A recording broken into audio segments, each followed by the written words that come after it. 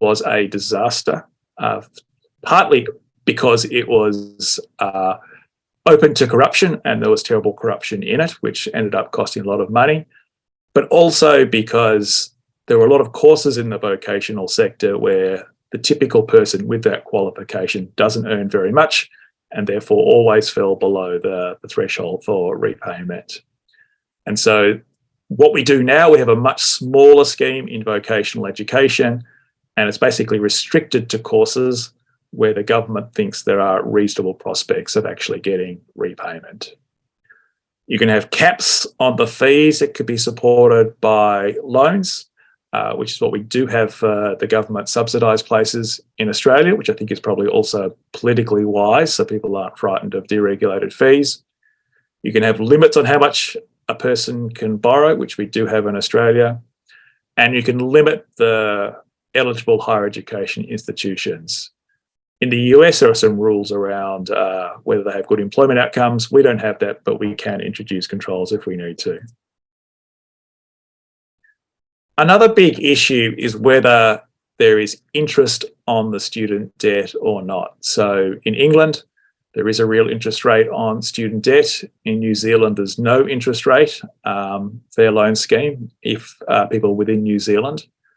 What we've done instead is link it to consumer price inflation, which has been uncontroversial for almost all the time since HECS was introduced, but has been very controversial over the last 12 months because Australia is in an inflationary period, and this has meant that people are seeing their debts going up by sometimes large amounts of money, and this has caused a lot of concern amongst people with student debt. The other system we've used is adding a loan fee, so to sort of increase the capital debt of the borrowers. I don't have any fundamental objection to this, but in Australia, this has been applied in a very arbitrary and unfair way. So the most important, I think, issue, both from a political and a financial sense, is where you set the initial threshold for repayment. So below that, people don't repay. Obviously, if it's set too high, you don't get enough people actually repaying. If it's set too low, it has too much of an impact on their living standards and is likely to cause political problems.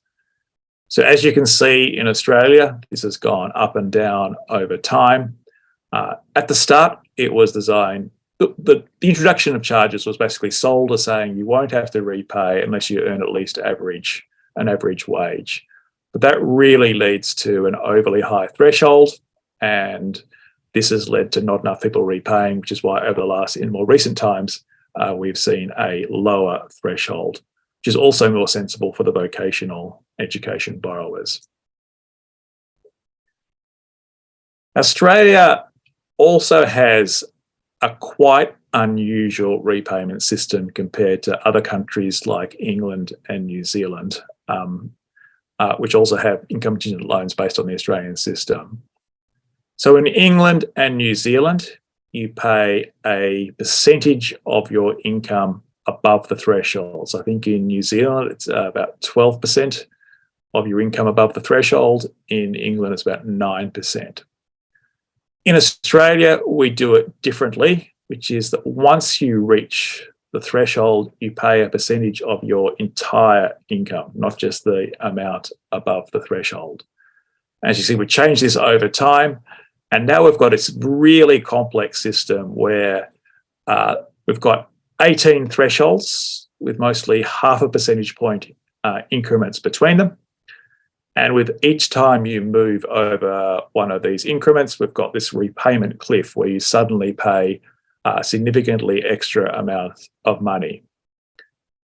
And what this means compared to the mortgage-based system is that sort of down the bottom, 1% of your income, you repay much less than you would under a sort of flat instalment model under the mortgage system. But at the top are the 10%, which currently cuts in at about $141,000 Australian.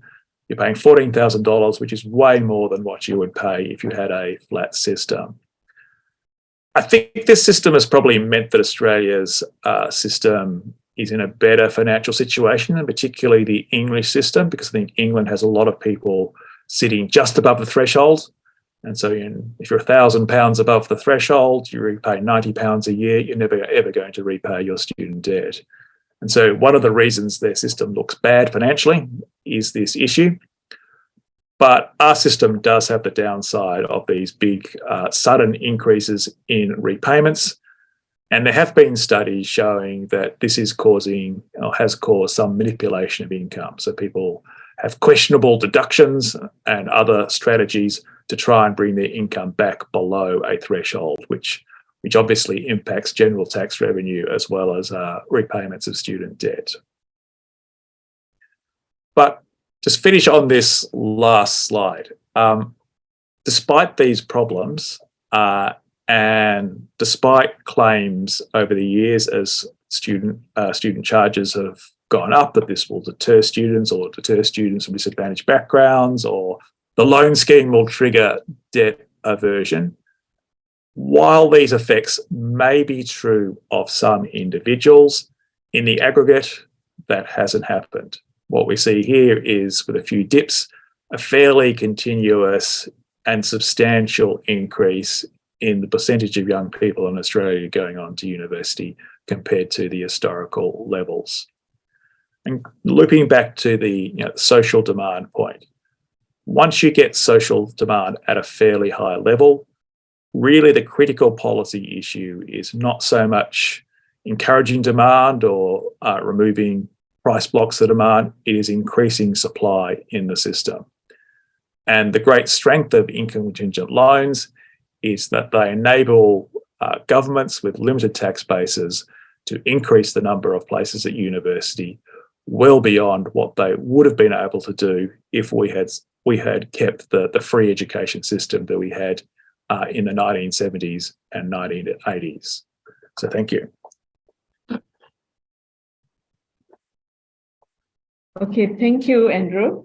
I think there'll be questions, and I have quite a few, but we'll come to those. I'll now go to Professor Biswajit. So Biswajit, if you can share. Thank you, Dr. Gamis. Yes. I'll share my screen first.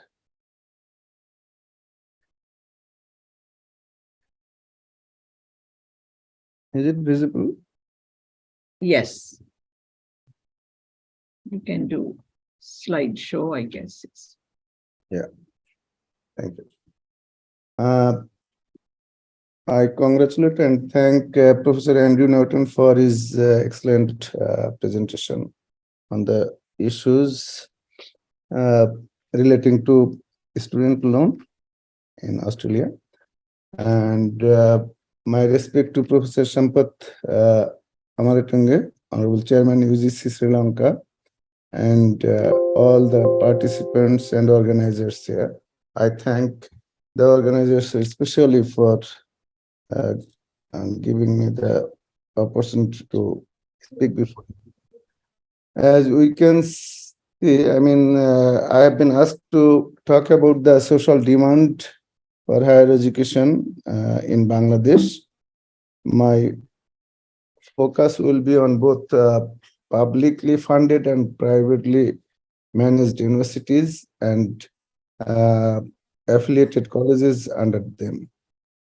The laws which govern or the policies we have for higher education in Bangladesh include the constitution as well, constitution of the country.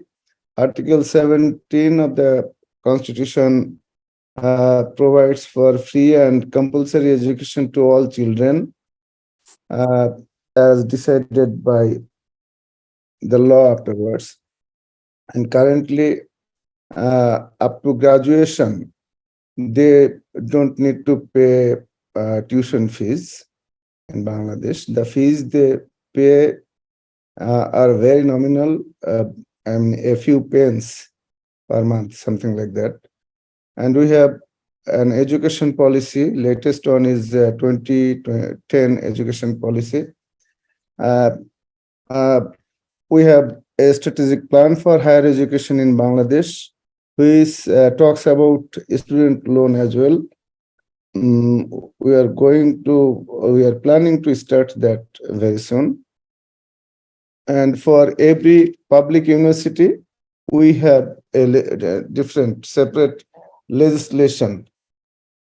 And for all non-government universities, we have a single legislation.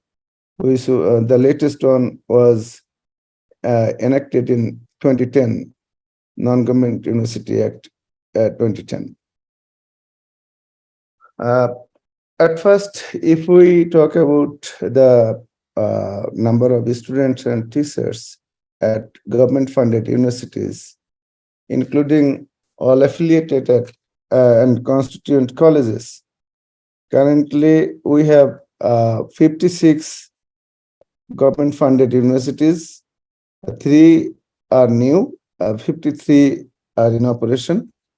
The number of total students is 4.131 million, 132 million. And number of total teachers is 0.16 for about 0.164 million. The number, the ratio, teacher-student ratio is to 25. As you can see, these universities are funded by the government, and it includes all the colleges as well, tertiary level colleges. And if we talk about only the universities, excluding the colleges, affiliated or constituent colleges, and public universities, the number I have already mentioned, 56 and 53 are in operation. Total students, number of students is 0.28 or 29 million, and total teachers 15,236. The ratio is student-teacher ratio is to 19. This is as per the UGC annual report of 2021. And when we focus on privately funded and managed universities, non-government universities, currently we have 112 universities. 102 are in operation. Total number of students is 0.31 million, and number of teachers, total teachers, is 15,393. The ratio is, teacher-student ratio is 1:20. And when we talk about budget and expenditure, public universities are mostly funded by the government, and a very insignificant amount comes from their own income, universities' own income. The total budget of fiscal year 2021 was 63.09 million US dollars. The government fund was 41,809 million US dollars. Sorry, that's taka. 510 million, about 510 million US dollars. And their own finance was about 129 million US dollars. So most of the fund comes from the government for public universities. And if we look at non-government universities, total budget in 2021 was 4.45 million US dollars. And I mean, no money is provided by the government for them.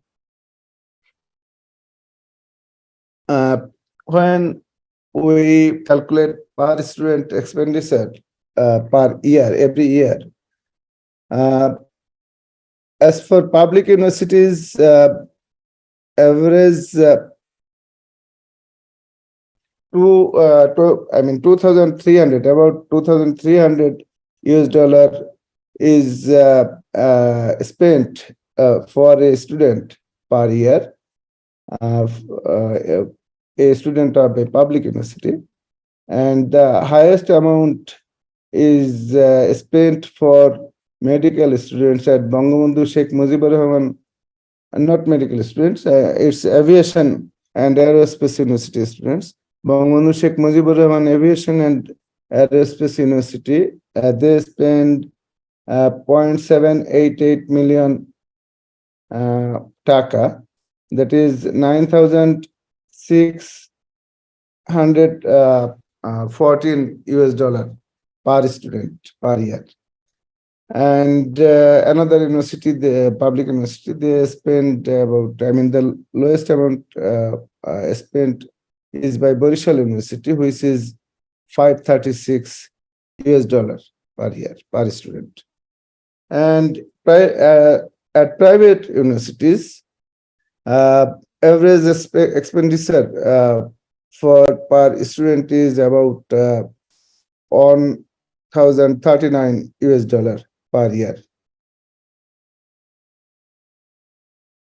Subsidies provided by the non-government universities for themselves include, there is a law, and the law, they are bound to follow that law.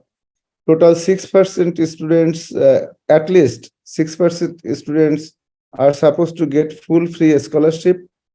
3% among them are from poor and meritorious students who come from remote areas, and the remaining 3% are the children of freedom fighters. But we hardly find any children of freedom fighters now, because the age of the country is about 52 years now.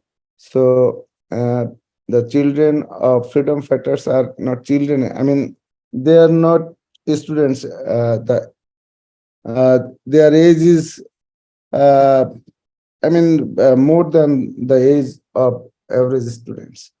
No portion of this budget of private universities or non-government universities is given from the government. And affiliated, when we talk about affiliated and constituent colleges, medical colleges under medical universities, they are run by the government, and private medical colleges are privately run and managed. Privately run means expenditure comes from the tuition fees actually, and managed privately. Presently, there are 37 government medical colleges and 72 private medical colleges who offer MBBS programs, Bachelor of Medicine and Bachelor of Surgery programs. And government, non-government, and private colleges, other than the medical colleges under the National University, there are 2,257 colleges who offer tertiary degree programs, tertiary level academic programs under the National University. And government pays all the expenditure for government colleges, and also the government pay the salaries and other cost, development and other relevant or related costs for non-government universities also. So these payments normally don't come from private sector. These are also paid by the government for non-government colleges.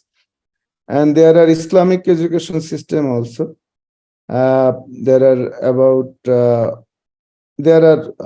1,349 madrasas, which are regulated by Islamic Arabic University and government. Many of them are government and others are non-government, but the expenditure is borne by the government, all the expenditures. We have already mentioned something about medical education. There are 37 medical colleges public and 72 private. And there are approximately 3,729 seats per year in government medical colleges and about 6,000 in private medical colleges. There is a huge competition for the admission, and there is an exact figure. Only 0.139 million students took part in the admission test in 22-23. MBBS tuition fee is taka 1.95 million per year, and which is 19,047 US dollars in the private medical colleges. But there is no tuition fee for medical students at public medical colleges. I mentioned that there is a fee which is a few pence per month, not even $1. Total budget for the bachelor level health education provided by the government was for 2021 fiscal year about 100 million US dollar. It is not shown in the university budget I discussed earlier. So this is separate, and this is not included in that university budget. Research budget for fiscal year 2021, if we discuss... We can finish in about 3-4 minutes. Yeah. I will need another minute maybe. Okay, good. UGC Bangladesh provided 1.89 million US dollar as grants, and public universities have spent 9.91 million US dollars. Non-government universities have spent 14.62 million US dollars. Total research budget was 25.73 million US dollars for 2021. And you know that that was affected by COVID-19 anyway.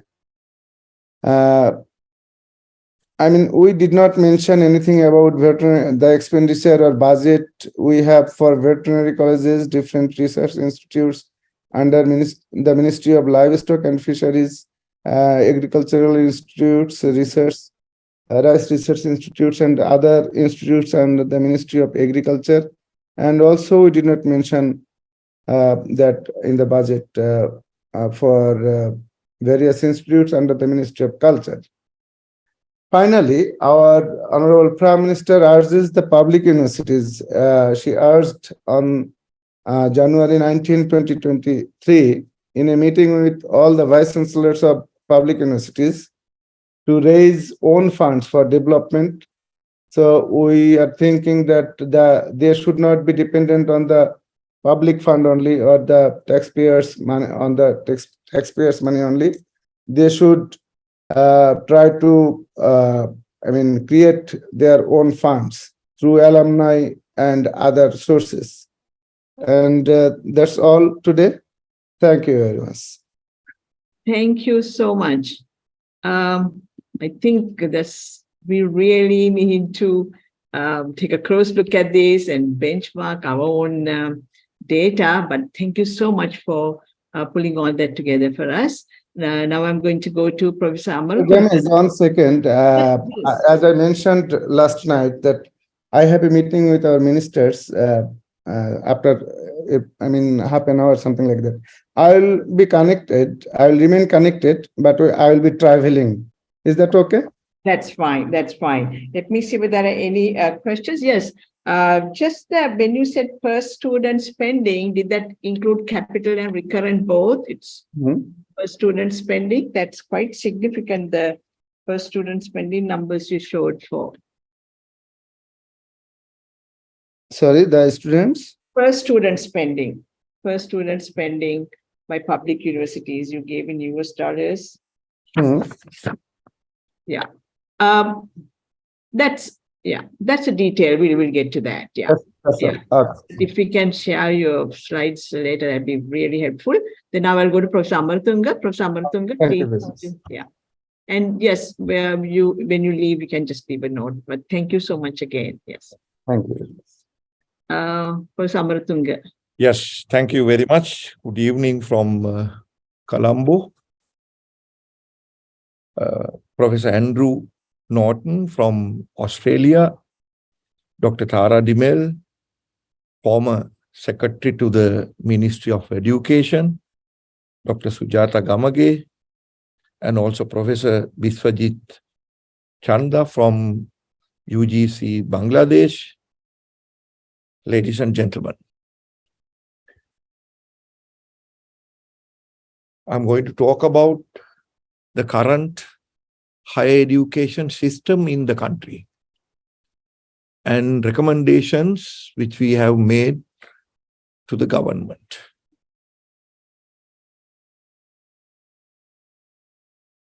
So these are set of information. Yeah. And before this, I just want to mention that we have 17 national universities. Attached to these 17 national universities, we have 19 national institutes, including 10 postgraduate institutes, like Postgraduate Institute of Medicine, Postgraduate Institute of Science, so on. And also, we have a non-state sector. We don't use the concept or the name that private university. So we say non-state. And so you can see from 2017 to 2022, grade 1 admissions, considering the whole. Professor, do you want to share the slides or you can? Yeah, of course, I have already shared. Can't you see? No, I can't see. Can the others see? Subha, can we see the slides? No, ma'am. No, It's not being Now, shared. now we can see. Is that so? Yeah. I have already shared. Yeah. So keep talking, sir. Yeah. Subha, Okay. Now it's visible, no? now? Chairman, can you again click share screen because I don't okay. think you have clicked on it. Yeah. Is Yeah. that so? Okay. You were doing fine though.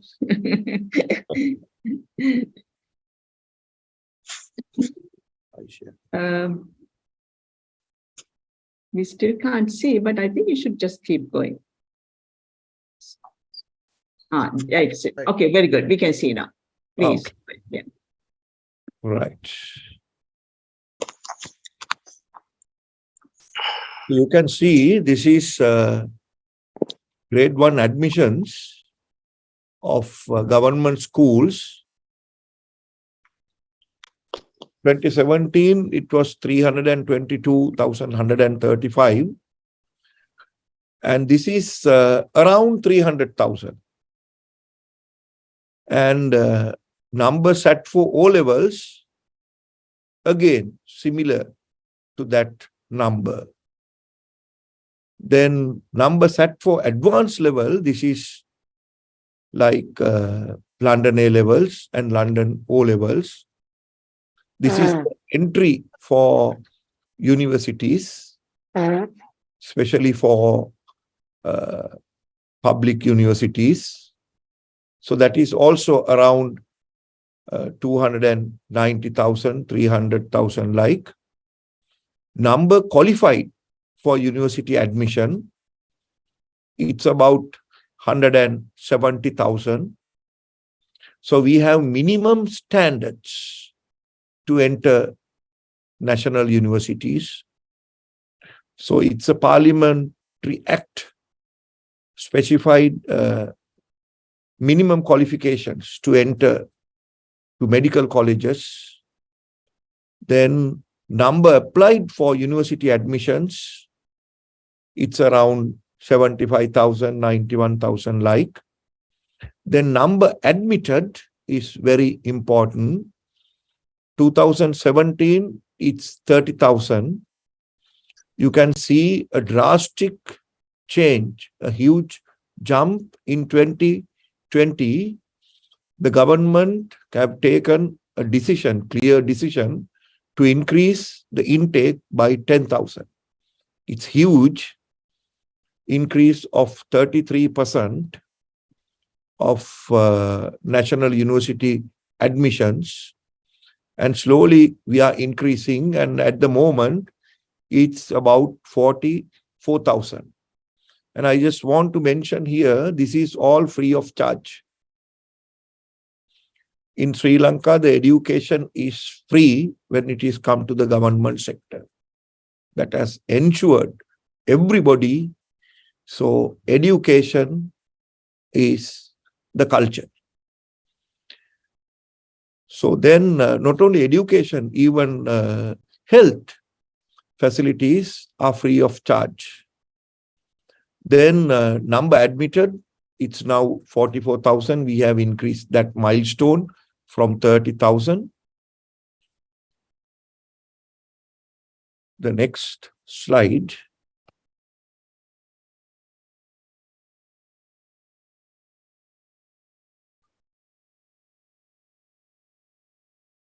Yeah, I think. There is a technical error, I suppose. Yeah, need to go down. I cannot go to the...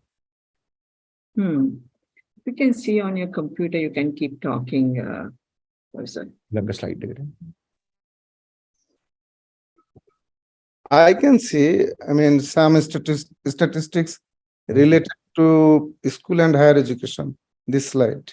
Okay. Next Okay. slide is also This is available. the next slide.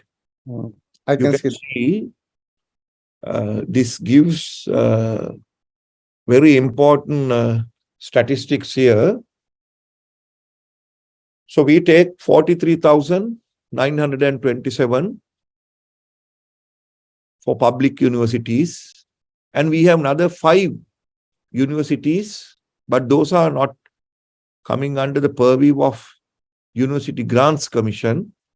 Those 5 universities are coming under their respective universities, other state universities, 2,760, non-state institutions, 16,000 the annual intake, and foreign affiliated degrees. We have few British universities offering degrees in Sri Lanka, and also we have few Australian universities offering degrees, and 1 or 2 Indian universities as well.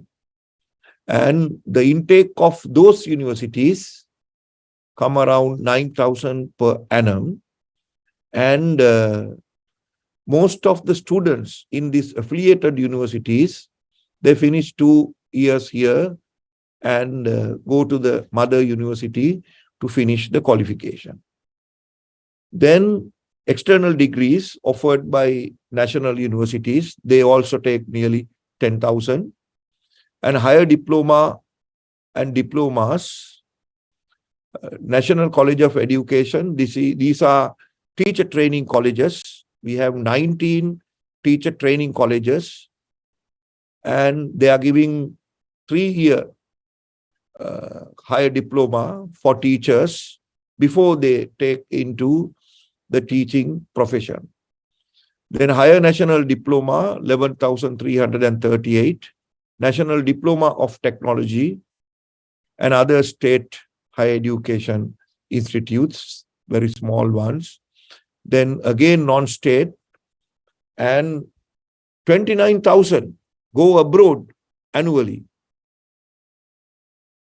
So we all know Monash, if I'm correct, in Sri Lankan rupees, 100 million for the MBBS. And just now, Professor Biswajit given information about Bangladesh MBBS. You can just imagine 29,000 going abroad for higher studies.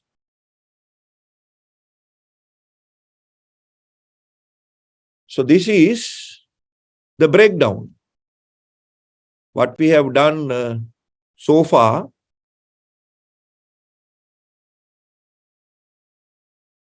You can see medicine, dental, and vet. We have taken 1,660. And now we have increased this to 2,308. Engineering, it was 2,443. Within 3 years' time, we have increased to 3,214. The percentage of increase is 33%. Science and agriculture, allied health, indigenous medicine, the increase is 41% in the country within last 2 years. And technology, 48%. Law, 34%. Management, arts, you can see the total increase is 31%, 43,927.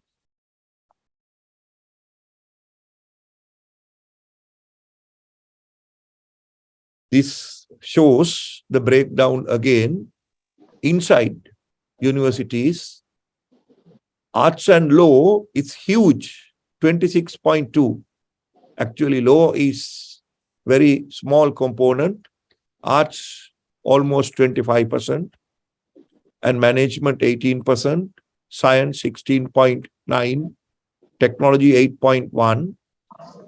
So we have a policy to increase STEM education in the country. And drastically, government is trying to expand this area. These are very important in general education.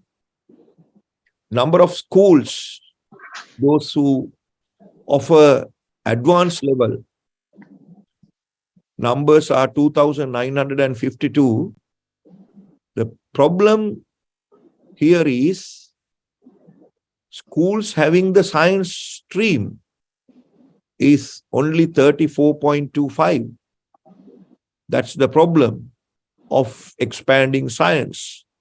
So schools not having science stream is huge, 65.75. So these 65.75 schools have only arts or arts and commerce. So government has taken remedies to rapidly increase this science base in order to produce more science graduates by national universities. And these are some of the statistics. Those who have done extremely well in O-levels, that is 9 A's, 8 A's you can see, but because they don't have science stream in the school or the close by, so they go to the arts stream. So these are the statistics: 9 A's, 239, 8 A's, 325, 7 A's, 754, so on. So this is about employability. The president is very much concerned about this science expansion, and we are now concerned about increasing this MBBS opportunities for another 5,000 and to increase engineering qualification for another 5,000 and giving non-state sector also to participate in producing graduates. So you can see medicine, it's 100%, IT 96%, engineering 91%.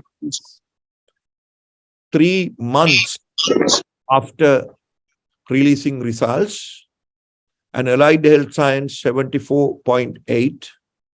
We have a huge sector here for allied health sciences. Agriculture, management and science, within 3 months, it is 70%. And after 6 months, this goes to 85%. And technology stream, we have just started in universities. Only last year, they have succeeded in BSc technology. And arts is the problem. Huge unemployability is there. Their employability ratio is 28.5. So government has taken drastic changes to overcome this massive problem of unemployability of arts graduates. From this year onwards, government is going to offer double degrees in arts faculties. So they can study their respective area plus IT in computer science. So we have already established IT and computer science departments in all arts faculties of the country. And Treasury has released cadres for these institutes, and World Bank funded, of course, a long-term loan, a huge amount to develop computer facilities, laboratories, networking, air conditioning, everything in arts faculties to teach IT and computer science for arts graduates. So SLASCOM is the software engineering society in the country. So they actually got together with University Grants Commission, and then we offer this IT and computer science diploma, higher diploma, and degree for arts graduates. So SLASCOM, again, that society has given the endorsement to the nation that they are going to absorb these arts graduates with the IT qualification in the industry in order to reduce this employability to zero. Then, for the last 3 years, you can see the development. Government has established 2 new universities, 15 new faculties, 63 new departments, all based on science, and 72 undergraduate degree programs, 95 postgraduate degree programs, and external degrees, 9. This total 9 based on STEM.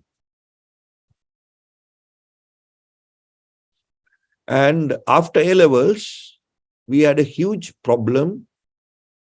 University Grants Commission was the body to enroll students, and we have taken more than 1 year, sometimes 15 months, to issue cutoff. That is after A-levels to take students into universities.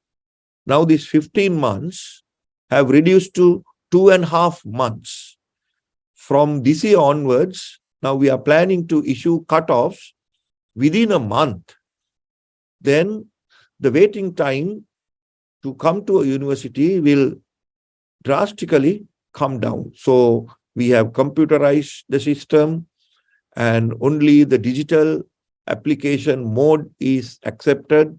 And so many decisions have taken, and Cabinet has explained and given us so many concessions and helps in order to computerize the system. And we are planning to issue cutoff this year within a month because of these new changes. These are the admission changes. I'm not going to details. So this is very important. This graph shows how we have conducted our university programs during the COVID.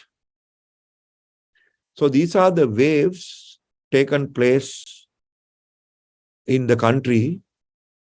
So you can see 2020 January, March 20, Professor, we will finish in about 2 minutes. Yeah, All right. Yeah, Okay. thank you. Yeah. Okay. You can see Yes. we have not experienced this video conferencing. So we have started video conferencing with the close down of the country. So March 20th, we have closed down the country for several months. So during that period, we have started this. And personally, UGC wrote to the Zoom US and asking help to develop Zoom parallel servers in the country in order to provide Zoom facility for universities free of charge.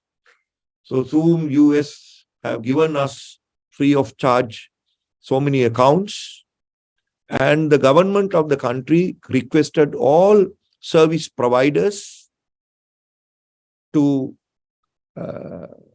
provide free data for all public universities. So even today, if the students come on board, study on LMS through their respective websites in Sri Lanka, it's free. So because of that, you can see how many sessions we have done. And some weeks, 200K. And you can see participation, 7.5 million. ADB have done research on this, how Sri Lanka achieved these marvelous goals. So somehow UGC have done groundwork, and because of this development in Sri Lanka, we don't have a backlog today. So we are happy to just tell that the higher education in the country is running without a backlog with this one. So ADB has praised Sri Lanka several times in several international forums, and they have taken this example and clearly mentioned in their research papers. This is similar to Japan as well. So I'm going to stop my presentation at this point because the time is limited. And this is the summary of what is having. I just want to tell, this is all free. And whether you have money or not, doesn't matter. So you can come, and maybe 1 or 2 slides I just want to show you. These are about ranking. I'm not going to touch that. This is just Scopus papers we publish, 622 by Peradeniya, because UGC monitor their research, their education, and every standards. And you can see Colombo, 643, Scopus, Jayawardenapura close to 500, and Moratuwa 650. So these are a few other universities. So these are the slides and information I want to mention. Thank you very much. Thank you, Professor. I hope you can stay a bit longer because I think there'll be a lot of questions because we have increased enrollment. And I think one interesting thing I noticed is that the Bangladesh had a Private Universities Act in 1992. And since then, the graduate output from public and private universities are more or less equal now. So the non-state sector has grown, and I think despite having a loan system or anything, but Sri Lanka, we have a interest-free loan system. Do you want to say something about that? Yes. We have this interest-free loan system, and students are given nearly 1 million rupees to study in a non-state university.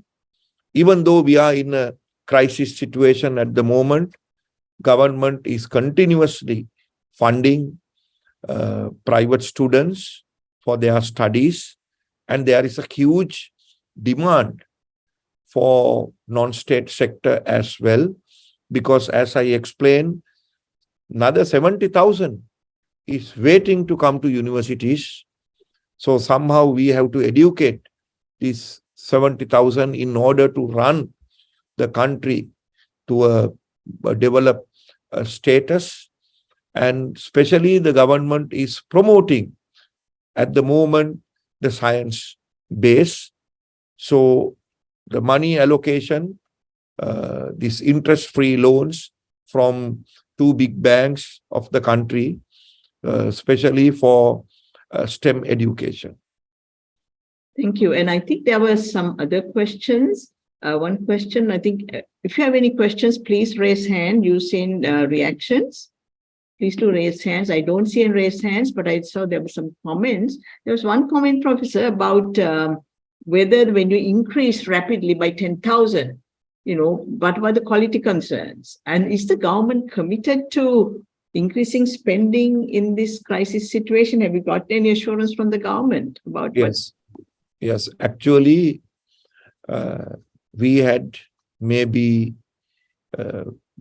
hundreds of meetings with vice chancellors, deans of faculties, heads of departments, academia, and all stakeholders.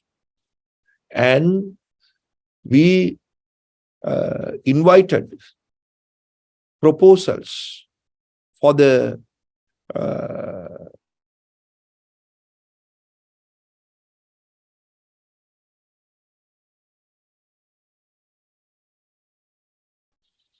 and then we have formed a formula for funding, which actually approved by all vice chancellors of the country.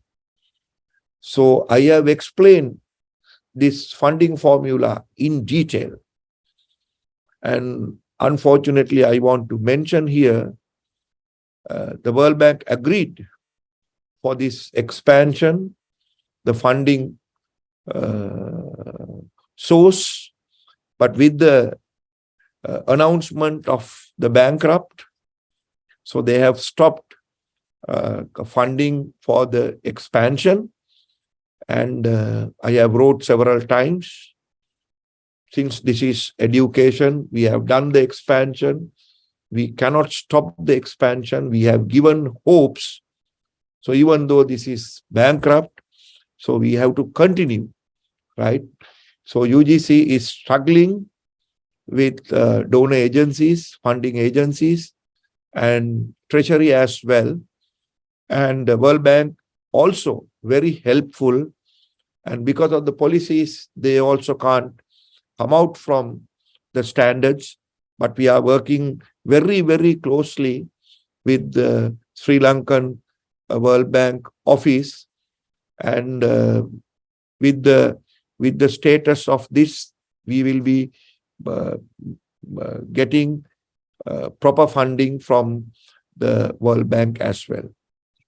I think there'll be questions about how we expand through donor funding. And actually, there's somebody question from Vimal Kannangar, how sustainable is this funding in the long term? Rohan Samrajiva, can you unmute and ask a question? There's only one hand. Please raise your hands. And Professor Norton, I have some questions for you. My question is to Professor Norton. From the perspective of the university, when they are making up their budgets, do they get all their revenues from the students, and how the students get their money, whether they get loans or grants or whatever, that is not visible to the university, but the university looks out at the world, and it gets some subsidies from government and some money from the students. If you can give us a sense of what it looks from the perspective of a university, say like ANU, and what the proportions are, the ratios are, how much from the students, how much from the government. So for the domestic undergraduates, which is the largest student population, the universities get an overall funding rate, which varies by discipline. There's a public subsidy, which again is set by discipline. And then there is something we call a student contribution, which is a maximum amount the university can charge the student, but in practice, they almost always charge the maximum. About 90% of students take out a HEX help loan to cover that, but that money never passes through their bank accounts. Basically, the government pays that money direct to the university and then recovers the money from the student through the income-dependent loan system later on. Then you've got separate funding for research, and then you've got essentially private funding, mainly international students, even though that's obviously gone down due to Australia having closed borders for the best part of 2 years. But nevertheless, that's a very important part of most universities' income.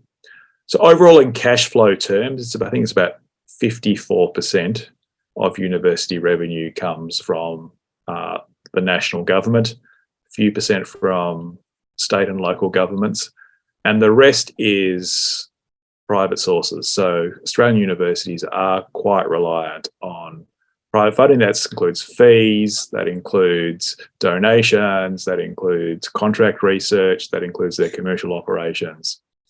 So they do have quite diversified funding bases, whereas if you go back to the free education period, about 90% of their revenue came from the national government. So they were very reliant on the national government at that point.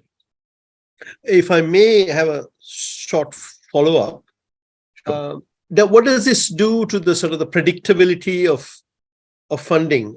Like, for example, when something like COVID hit, did the universities have to lay off staff? Some things that we have seen in the US, that kind of phenomena? So the government guaranteed its funding regardless of student demand. So that kind of made that safe. But the universities realised that their international student fee revenue would go down because Australia's borders were closed and therefore international students simply couldn't arrive. In the end, it didn't quite turn out as badly as the universities expected. And one of the main reasons was the Chinese students in particular proved to be surprisingly willing to study online. And so one university, University of Sydney, actually managed to increase its international student revenue despite the closed borders, which was quite a remarkable effort.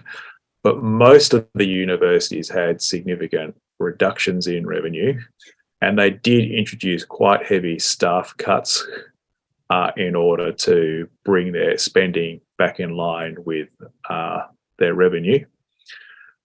In 2020, late 2020, the government did announce some special extra funding for the following year, but the universities had already cut their staff. And so possibly the staff cuts were bigger in hindsight than they needed to be. But nevertheless, it was the most traumatic experience for Australian universities essentially since World War II. So even though they had periods of funding constraint in the past, this was really the first period where a major revenue source had gone significantly backwards over a fairly short period of time. And the worst effects of this were actually in 2022. We sort of lost the pipeline effect of the international students that should have started in 2020 and 2021. And so the university annual reports are coming out sort of around now. And I think so far, it's been about 20 that have reported, and I think about 18 of the 20 have reported losses. So a pretty significant hit to them. Oh, thank you.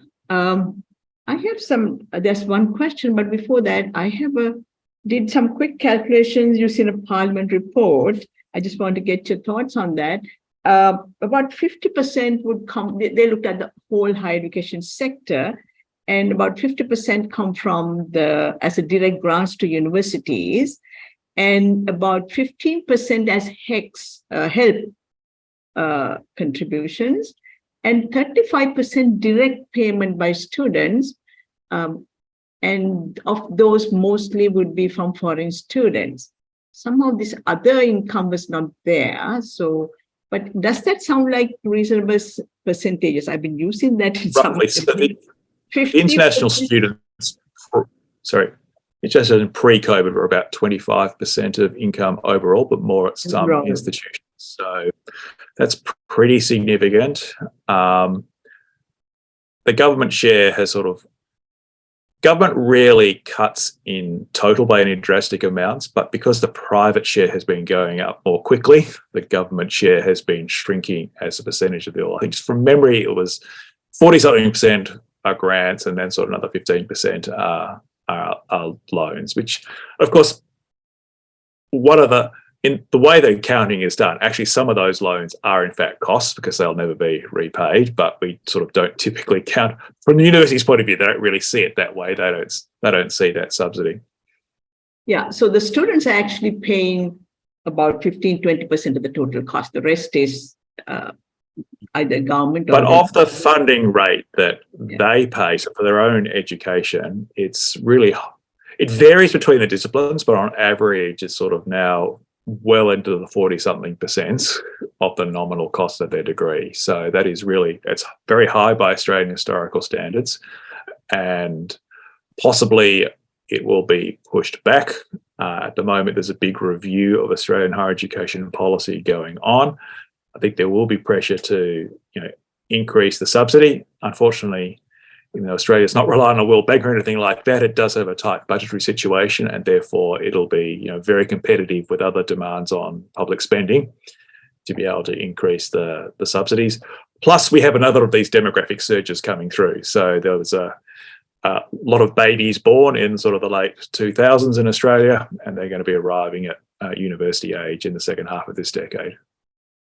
Yes, I will go take a question from Dushi Pillai. Please unmute and put your question. Ask your question. Thank you. Yeah. Thank you very much to the speakers for the really interesting presentation on the 3 different perspectives. My question is to the chairman of the Sri Lankan UGC. I was really interested to see that up to 65% of the schools do not have a science stream, and presumably that affects a lot of rural schools with no internet connections, etc. So I would like to hear a bit more about what is the current sort of plan or roadmap to address this issue. Thank you. Okay, is Professor Amartuga? Yes, please. Yeah, actually, I have just explained the situation, and I'm not representing the general education. The UGC purview is higher education, even though what I can tell you, there is a restructuring program is going on, and the president is very much concerned about spreading science and math streams all over. So the Ministry of Education and the National Education Institute, all of them are working together, and they have to train teachers, and they have to develop laboratories and the infrastructure, everything. So some kind of changes are taking place with the help of ADB and the World Bank at the moment. Thank you. I can't see any hands, but I have a question from actually Professor Norton and Professor Biswajit, whether we can get some idea of how you prioritize school education over higher education, because as you can see in Sri Lanka, we do have a real pipeline problem. And, then you put money into school, you put more money into higher education, then less money into school education. How do you balance that? I will ask Professor Norton whether he has any statistics or any notion that he can share with us, and Professor Biswajit as well. School education. Oh, sorry. Professor Biswajit, please go ahead. Thank you. Thank you, Dr. Gamage. I think I have pronounced it correctly now. Sure, no problem. Yeah. And your name is Chondo, right? Okay. And school education, you know that we have several systems in Bangladesh for school education, public, private, and Islamic as well. So, I mean, the government schools and non-government schools, they are funded by, I mean, if we don't talk about private schools, which are English medium, apart from those schools, other schools are funded by the government, even non-government ones also funded by the government. And I mean, the ministry is also different. There are two different ministries, one for primary and mass education, and the other one is secondary and higher education. So there is no problem with the budget. They submit the budget separately, and I mean, it is a long time practice that whatever they need, they propose in the budget, the primary sector, and whatever the higher, secondary and higher education they need, they also submit their budget. So I mean, it is not in that way. The question you put before me, we don't think in that way. I mean, it is need-based, and the government approves the budgets as per the need. Yes. Am I clear?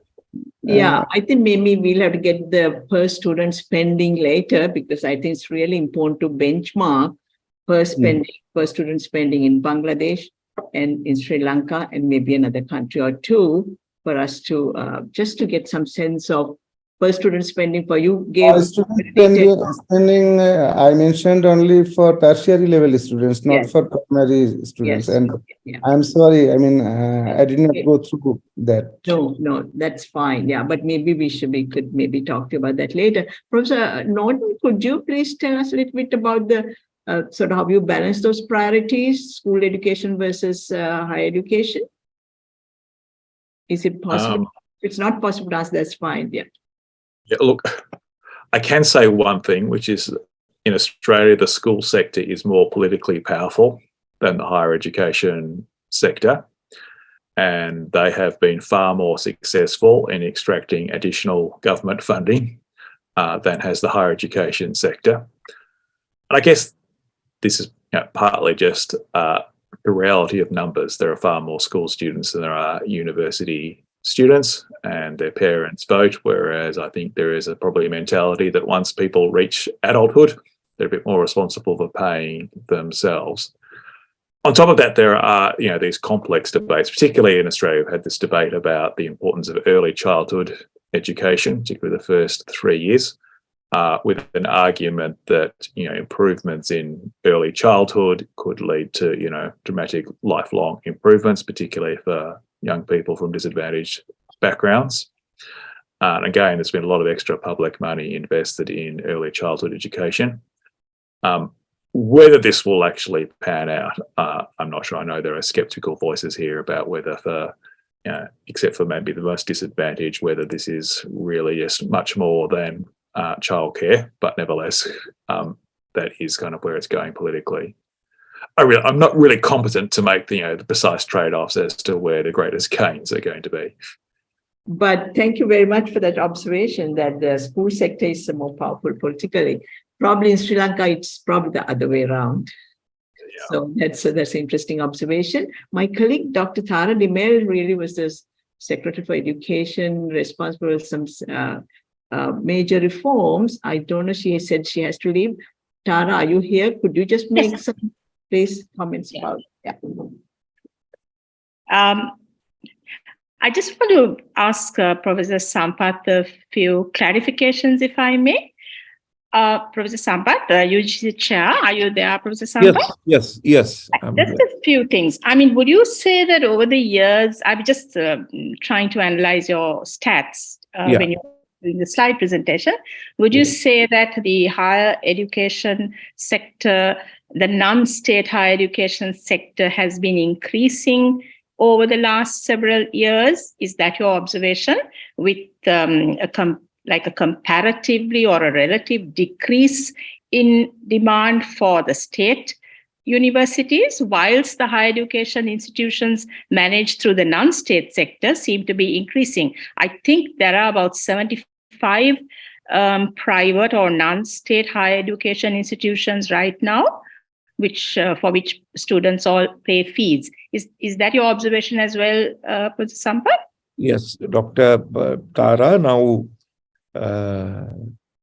demand for public universities is still there. As we all know, we select only very small percentage for public universities. So demand is there.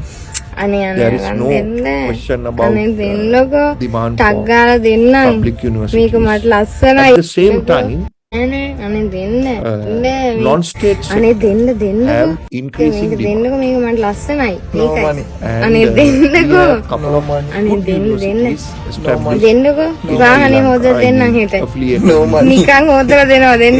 of the universities are accredited. Now, for an example, if you take management, AACBS is the world's the highest accreditation body.